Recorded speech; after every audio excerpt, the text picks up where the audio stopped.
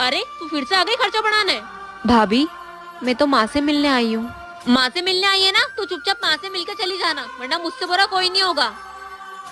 Mummy कैसे हो आप? अरे बेटा तू कब आई? बस मम्मी अभी आई हूँ। तो कुछ दिन रह के जाएगी ना? नहीं माँ, मैं यहाँ नहीं रुक सकती हूँ, ससुराल में बहुत सारे काम है। और आपकी तबीयत कैसी है? बेटा तबीयत तो ठीक है, पर दवाई लाने के पैसे नहीं है। मम्मी मैं आपके लिए पैसे लेकर आई हूँ, ये लो। अच्छा, तो तबीयत खराब होने के बहाने बेटी को बुलाकर पैसे दिए जा रहे हैं। दो मुझे।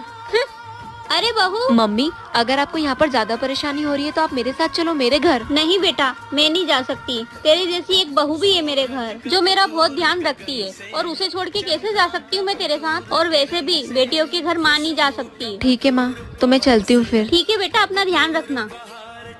मम्मी जी मुझे माफ कर दीजिए। कोई बात नहीं बहू।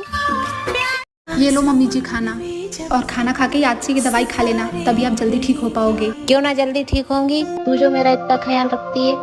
बेटा हाँ माँ जी। राशन खत्म हो गया है, मैं बाजार जा रही हूँ, तेरे लिए कुछ लाना है क्या? नहीं नहीं माँ जी, इतना जोर से सर क्यों फट रहा है? ऊपर से शाम होने वाली है, मम्मी भी आने वाली होगी, घर का एक भी काम नहीं हुआ है। काम तो वैसे की वैसे ही पड़ा है।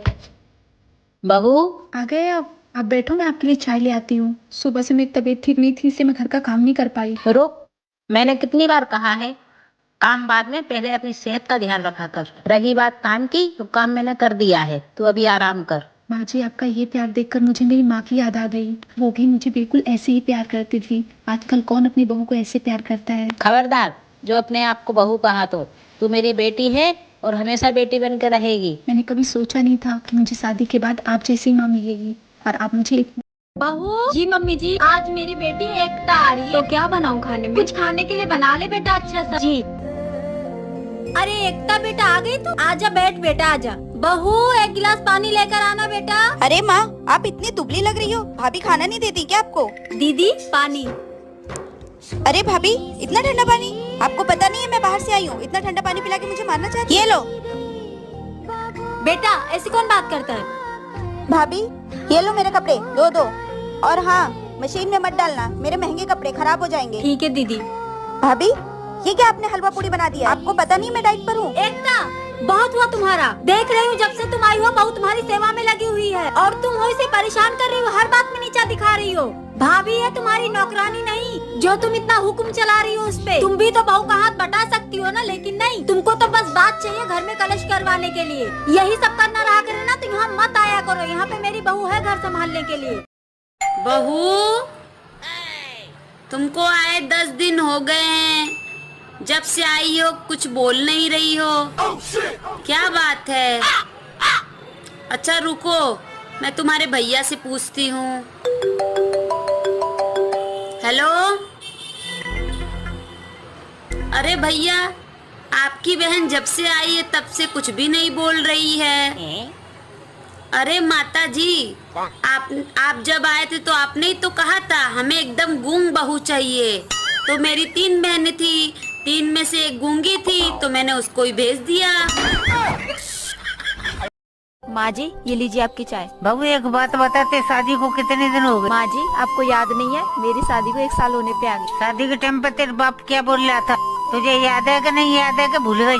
क्या बोल रहे थे माँ जी पापा? वो बोल रहा था दहेज का 10 लाख रुपए 10 महीना में दे देगा। अब तेरी शादी को 1 साल हो गई, अब कब देगा मेरे दहेज का पैसा? वो माँ जी वो इसलिए नहीं दे पा रहे क्योंकि मेरी शादी पे ना पापा ने बहुत सारे कर्जे ले रखे थे, और वो कर्जे पापा अभी तक नहीं चुका पाए हैं, तो आपके दहेज के पैसे कैसे देंगे? तेरा बाप कर्ज में डूबा है तो मैं क्या करूं? मुझे तो अपने 10 लाख रुपये से मतलब है, कब मिलेंगे? मुझे तो ऐसा लगता है तेरे बाप की नीयत बदल गई, मुझे दहेज का पैसा देना ही नहीं चाहता। माँ जी पापा को थोड़ा सा वक्त दे दीजिए, वो आपके दहेज के पैसे सारे लौटा देंगे। चल जा, 15 दिन दिए तुझे, अपने बाप से जाके बोल चुपचाप मेरे दहेज का पैसा वापस कर। अगर मेरे पैसे ना दिए ना तो अपने बोरी बिस्तर बांध के निकल ली हो, या कोई जरूरत ना तेरी। नहीं माँ जी ऐसा मत बोलिए, मैं भी पापा से जाकर फोन पे बात करती हूँ। क्या लोग दहेज के इतने भूखे होते हैं कि अपने बेटे तक का भी?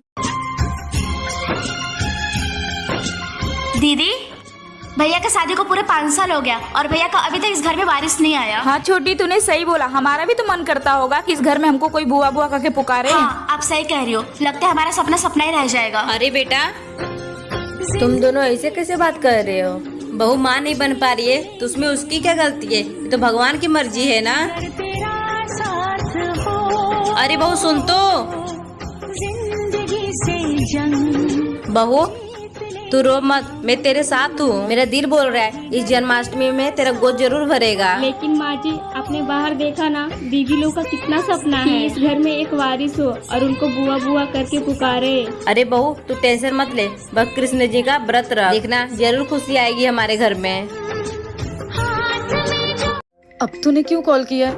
अब तो मैं अपने ससुराल में हूँ। प्लीज तू मेरे साथ भाग चल। अगर तू ये बात पहले बोलता तो यकीन मान मैं सिर्फ तेरा साथ देती, लेकिन मैं अब 2 परिवारों की इज्जत बर्बाद नहीं कर सकती। मेरे पापा तो जिंदा ही मर जाएंगे। दीक्षा मेरा फोन मत काटना, मेरी पूरी बात सुन लेना। दीक्षा